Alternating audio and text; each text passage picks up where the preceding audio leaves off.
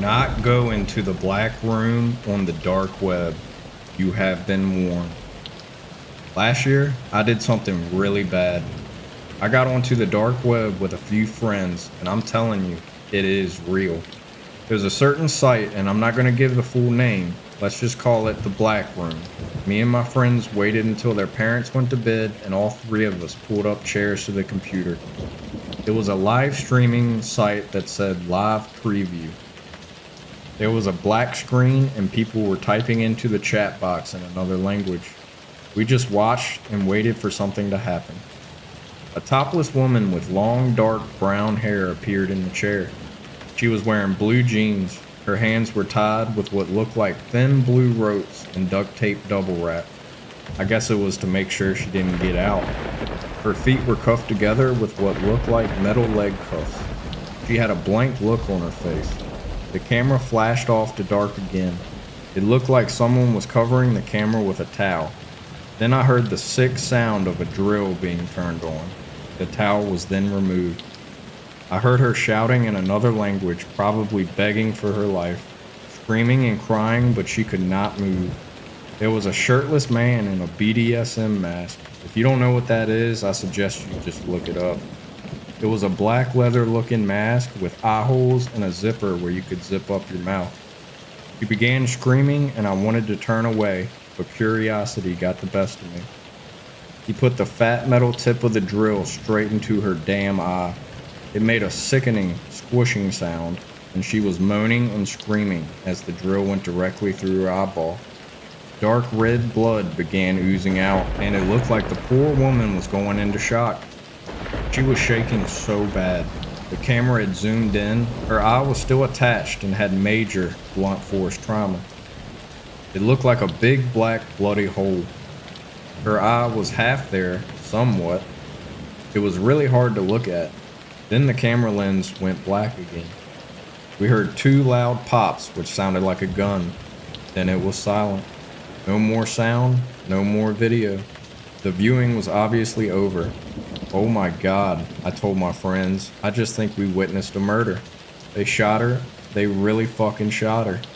My friends and I agreed we would never watch anything like this again.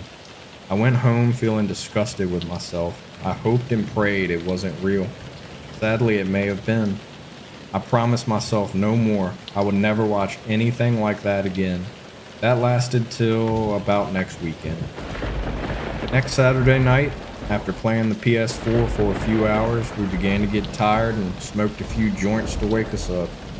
Then my best friend, we will call him Rob, suggested that we get on the dark web again. Rob is a computer genius and knows how to get to the dark web.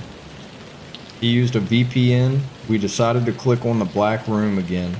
Rob told me that only 4% of the internet is visible to the public, and 96% of the remaining is what makes up the deep web. That made me feel a bit sick to my stomach. What a disturbing thought. It took a few hours and the site wanted us to pay with Bitcoin, and we did. I don't know how we easily got in the first time without paying. I guess we just got lucky because they wanted us to pay next time. This time the screen was not black, and there was a concrete looking room and a bucket. A big heavy-set man with his white pillowcase around his head with holes cut out for the eyes and mouth. You could not see his face. He picked up the bucket and began laughing, showing us the bucket and then showing us what was in the bucket. I almost threw up. It was a bucket full of body parts. Human body parts floating in this clotted red goop. I just remember seeing bloody teeth, a few fingers, and what looked like a couple of eyeballs or what was left of them. This couldn't be real, I thought. But by the way the man was laughing, it was no joke. It had to be animal parts though, I thought. Please let it be animal parts. The camera zoomed in on the bucket and there was a white piece of paper that read victim number 12. It was written in permanent marker. Was this the remains of some poor, unfortunate soul who got brutalized like the first victim? Was this the remains of the poor lady we saw last week? Ugh, I really hope. I wasn't prepared for what happened next. The screen went black again, and in a chair sat another woman. This time with blonde hair, and her eyes were covered with a black scarf. She was bounded by her hands and feet with the same looking thin blue rope. I felt so sorry for her. Her waist was strapped in with some sort of belt holding her down onto the chair. A white sheet was hung up behind her. I wanted to help her and felt like there was nothing I could do. The fat man began dipping his hands in the gooey mess and trying to shove it in the woman's mouth. She tried to hold her mouth shut, but the man got angry and slapped her in the face. It sounded like he was telling her to eat it, eat it. She began to chew and cry, then vomited the whole mess up on her pretty white silk blouse. The chat box was going wild. People were typing in different languages and the chat box was going crazy. Then I heard it, the cranking of a chainsaw. There, standing behind the poor girl, appeared the same man from the first video. He was holding a chainsaw, shirtless, black mask and all. I got a sickening feeling to my stomach. This is not going to be good. I had seen what chainsaws do to people. Chainsaw accidents are horrible. I wanted to stop viewing right then and there, but my friends were eager to watch, and I didn't want to seem like a wuss. She was screaming her guts out, flailing, trying to get out of the chair. Good thing we all had our headphones on because this was really loud. I watched in horror as he began to try and cut off her arm.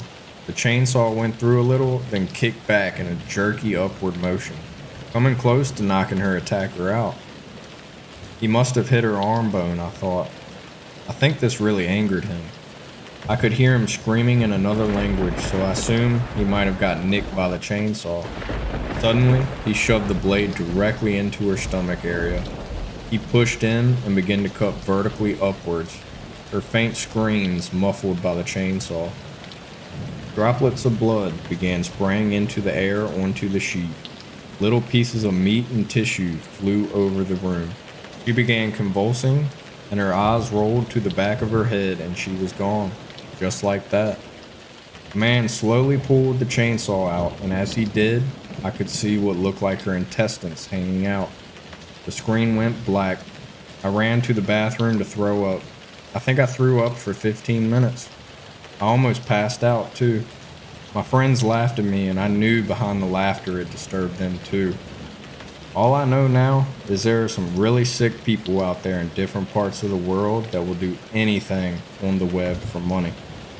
These people have no heart or soul. They are inhumane and sick in the head. So stay off the dark web. There are just some things you can never forget that will disturb your mind forever, and you will not be able to undo what you have seen. Remember that.